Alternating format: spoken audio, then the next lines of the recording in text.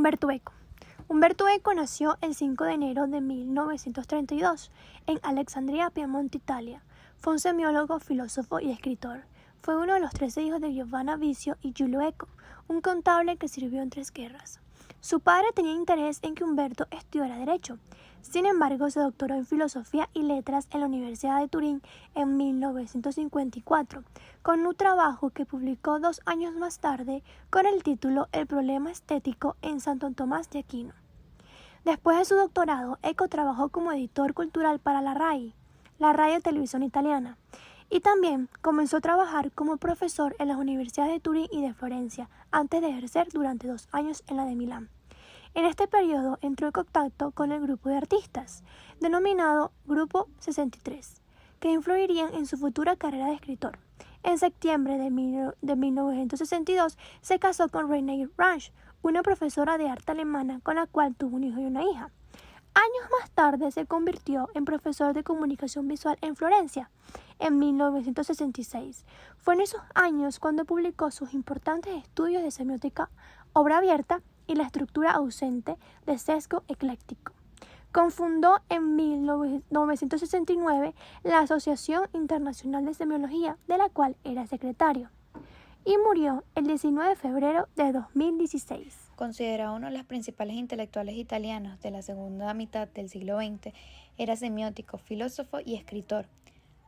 Su última novela, titulada Año Cero, fue publicada en el 2015 y está ambientada en la redacción de un periódico en 1992, el año en el que fue destapado el escándalo de corrupción denominado Tangentopoli, al que hizo referencia, así como a otros eventos de la historia política recientes italianas. Fue, sin embargo, El nombre de la rosa, en 1980, un thriller ubicado en la Edad Media y llevado al cine, el que le dio la fama mundial. Ensayista prolífico, fue igualmente el autor de tratados semióticos, comunicación, estética medieval, lingüístico y filosofía, además de otras novelas como El péndulo de Foucault, La isla del día antes, Baudolio, El cementerio de Praga o La misteriosa llamada de la reina Loana.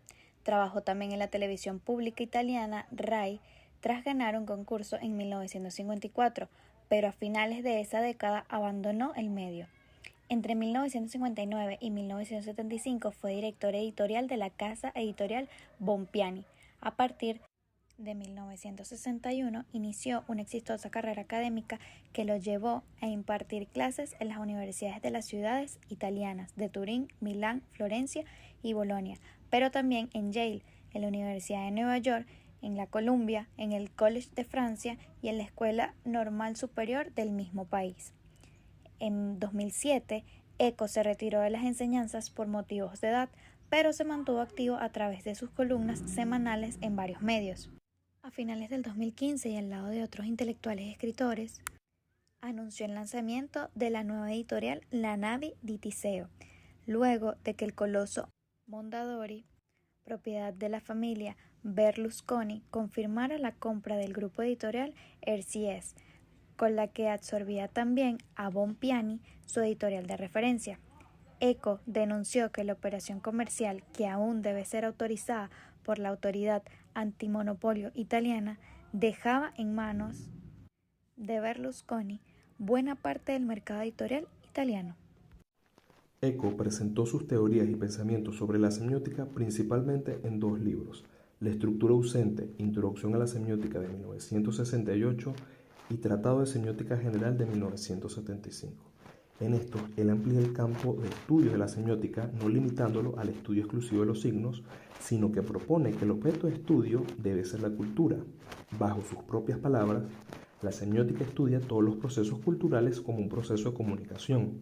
Tiende a demostrar que bajo los procesos culturales hay unos sistemas. La dialéctica entre los sistemas y procesos nos lleva a afirmar la dialéctica entre código y mensaje. Con esto nos propone 3 hipótesis. La primera, que nos dice que la cultura en general debe estudiarse como un fenómeno semiótico. La segunda, donde propone que todos los aspectos de la cultura pueden estudiarse como contenidos de una actividad semiótica. Eco entiende que existe una estrecha relación entre la cultura y la comunicación, siendo la cultura una manifestación de la realidad que transmite un mensaje hacia otras personas.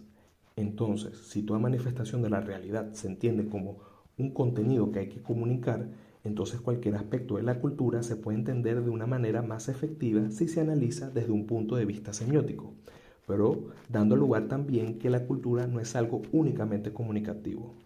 La tercera y más reciente y radical hipótesis dice que la cultura es solo comunicación y que no es otra cosa que un sistema de significaciones estructurales, convirtiendo a la semiótica como elemento de configuración y estructuración de la cultura. Eco plantea dos teorías, la teoría de los códigos y la teoría de la producción de signos.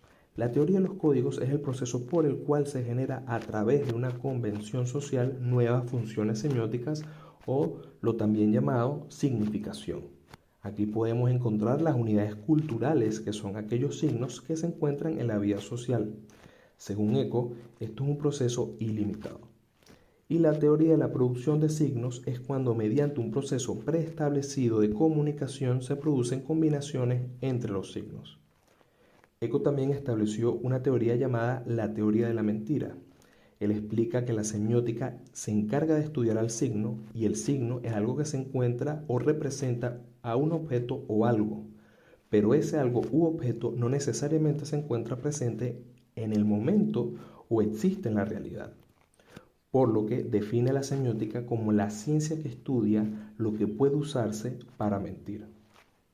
Pasando a otro punto, Eco limita a la semiótica en tres categorías, comenzando por los límites políticos, que los define como tratados transitorios con otras disciplinas, que a su vez se dividen en académicos, cooperativos y empíricos. Después, los límites naturales, que son hechos naturales que ocurren de una forma involuntaria. Los divide en el umbral inferior, aquellos que todavía carecen de un valor semiótico, y el umbral superior, que son aquellos procesos culturales que pueden tener o no funciones comunicativas. Por último, está el límite epistemológico, que implica que la semiótica está en un constante crecimiento y cada vez más ocupa una mayor cantidad de campos. Sus trabajos en el campo visual. Si nos enfocamos en los estudios de comunicación visual que hizo Umberto Eco, se puede destacar el de la obra La obra abierta, donde usa una metáfora filosófica para referirse a la crisis de visión que tenemos en general del mundo, argumentando que cada sujeto tiene una situación existencial condicionada, es decir, que el mundo proyecta y nosotros nos adaptamos al momento. Asimismo, hizo que la obra pudiese ser interpretada de diferentes focos, basados en las diferentes culturas y vidas, tomando una perspectiva abierta del mundo que cualquiera pudiese interpretar a su manera. Ejemplo, se puede tomar una visión panorámica de lo que sucede al momento de cualquier situación, pero esa visión puede que no sea unilateral, o sea que no tenga un solo punto de vista. También destacó que el ojo siempre está determinado a reconocer signos, siendo creado sobre una estructura precisa o sobre una estructura de pensamiento de animación interna. La estructura ausente fue escrita en 1968 y los objetivos de su obra fueron los siguientes: la institucionalización de un campo del saber, como hoy en día conocemos a la semiótica, la construcción de una persuasiva sistematización teórica, la recuperación de la antropología de Levi-Strauss a partir de la crítica de su estructuralismo y la apropiación de las imágenes de la cultura como proceso de comunicación. Y por último, la aplicación sistemática de modelos analógicos para la comprensión de fenómenos socioculturales. En su obra, Eco determina aquello lo que denomina los umbrales de la semiótica. El primero, umbral inferior, refiere a todas aquellas áreas del conocimiento que decididamente no se constituyen a partir de la noción del sentido. El segundo, el superior, está representado por los estudios que refieren a todos los procesos culturales como procesos de comunicación. La preocupación principal de Eco era determinar de este umbral superior sosteniendo dos hipótesis. Toda cultura se ha de estudiar como un fenómeno de comunicación, y todos los aspectos de la cultura pueden ser estudiados como contenidos de la comunicación. Concluye que ambas hipótesis se sostienen mutuamente en forma dialéctica. En la cultura, cada entidad puede convertirse en fenómeno semiótico. Las leyes de la comunicación son las leyes de la cultura. La cultura, puede ser enteramente estudiada bajo un punto de vista semiótico. Y la semiótica es una disciplina que puede y debe ocuparse de toda la cultura. Su conclusión le lleva a resolver el fenómeno comunicativo, modelo que aparece en la misma obra denominado como modelo del proceso de descodificación de un mensaje poético o estético. Este fue adoptado por la comunidad de semiólogos de orientación estructuralista hasta principios de la década de los 70. Según Umberto Eco, la semiótica estudia toda la cultura como proceso de comunicación y tiende a demostrar que bajo los procesos culturales hay sistemas. La dialéctica entre sistema y proceso nos lleva a afirmar la dialéctica entre código y mensaje. Peirce, Saussure y Eco dieron sentido y significado a la revolución de la lingüística. Leer a Eco es un ejercicio intelectual exigente, dada la erudición del autor, la complejidad de su escritura y la sabiduría a raudales que distingue a este escritor italiano, dueño de un estilo singular, que plasmó sus visiones desde la comunicación, la estética, la lingüística y la política. La semiótica cobró estatus de ciencia que fue reconocida en la academia y fuera de ella, en los espacios comunicativos. La Asociación Internacional de Semiótica fue una de sus contribuciones. Como su propio nombre indica, el Tratado de Semiótica General pretende definir y constituir la ciencia semiótica, su terminología y sus contenidos, partiendo del concepto general con el que el mismo Saussure intuye que debe ser el fin de esta ciencia, esbozando sus propósitos y sus límites. En esta línea de pensamiento, Eco plantea dos hipótesis. 1. Toda cultura se ha de estudiar como un fenómeno de comunicación y 2. Todos los aspectos de la cultura pueden ser estudiados como contenidos de la comunicación o cualquier aspecto de la cultura convertirse en una unidad de sentido. Y concluye que ambas hipótesis se sostienen mutuamente de forma dialéctica. En la cultura, cada entidad puede convertirse en fenómeno semiótico. Las leyes de la comunicación son las leyes de la cultura. La cultura puede ser enteramente estudiada bajo un punto de vista semiótico. La semiótica es una disciplina que puede y debe ocupar toda la cultura, según Umberto Eco. Realizó una valiosa arqueología de 5 conceptos: signo, significado, metáfora, símbolos y códigos. Eco establece un sólido campo de encuentro entre la semiótica general y la filosofía del lenguaje capaz de revitalizar a ambas, el tiempo que se avanza decisivamente en una comprensión multidisciplinar del lenguaje. Descubre la clave de la superación de modelo estructural y semiótica de código. Añade una breve relación en la semiótica y la filosofía del lenguaje en la enciclopedia Einiaudi. Umberto Eco inició en el mundo laboral trabajando en una televisión en 1954.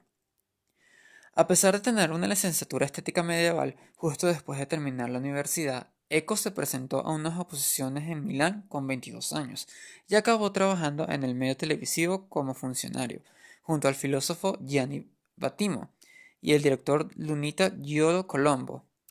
El autor italiano reconocía que en televisión no hizo nada especialmente interesante, pero que a pesar de eso fue una experiencia muy importante en su vida, que le dio la oportunidad de conocer a gente interesante y que incluso le ayudó a determinar la forma decisiva de su interés por los problemas de la comunicación. Finalmente dejó ese trabajo para incorporarse en la editorial Bompiani. Umberto Eco fue fascista. ¡Ey, tranquilos! Eco nació en el norte de Italia en 1932, por lo que, como era costumbre, fue inscrito en el movimiento fascista juvenil, al igual que todos los niños de su edad en aquella época. Pero no fue hasta 1943 cuando el fascismo comenzó a decaer en Italia, por lo que Eco comenzó a plantearse la existencia de la política. Otro de los datos interesantes de Umberto Eco es que su pasión por la lectura se le inculcaron sus abuelos. Cuando era joven, Eco veía leer a sus padres y a sus abuelos periódicos y libros, pero estos últimos fueron los que le hicieron a que él tuviera amor por estos mismos. Su abuela materna siempre le traía a casa 2 o 3 libros a la semana de la biblioteca municipal, por lo que Eco recordaba con cariño los hermosos libros antiguos que había en casa de sus abuelos. La música fue un arrebato de juventud que retomó con los años. Cuando era joven quiso aprender a tocar trompeta, pero no fue hasta años más tarde, en la década de los 70, donde volvió a comprarse una y comenzó a tocar de nuevo. Umberto Eco posee una biblioteca legendaria, no solo por su tamaño, sino por la cantidad de piezas raras que contiene, ya que el autor es considerado como un bibliófilo y coleccionista de libros únicos. Cuenta con más de 50.000 volúmenes repartidos entre sus dos residencias. En una ocasión, su secretaria se ofreció a catalogarlos, pero Eco declinó su oferta. Hay que tener en cuenta que el escritor no usa su biblioteca como una colección de libros leídos, sino como una herramienta de títulos de referencia. Para Eco son más importantes los libros no leídos que los leídos. Y por último, era muy crítico con Wikipedia, con las redes sociales y con Internet en general. En el 2010 hizo una entrevista con El País el 25 de abril. Eco explicaba su punto de vista sobre la enciclopedia online, el cual comentaba: yo soy muy crítico con Wikipedia porque contiene noticias falsas. Las hay también sobre mí, falsas y no falsas, pero utilizo Wikipedia porque si no, no podría trabajar. Mientras escribo, por ejemplo, Tirso de Molina y no me acuerdo de cuándo nació, voy a Wikipedia y lo miro. En cambio, antes tenía que coger la enciclopedia y tardaba media hora. Antes los apocalípticos no usaban estas cosas, escribían a mano con la pluma de ganso. Esta misma opinión le extendía a Internet en general, a pesar de que Eco creía que un intelectual debe hallarse comprometido con el presente. Sobre las redes sociales, llegó a afirmar que dan derecho de palabra a legiones de imbéciles.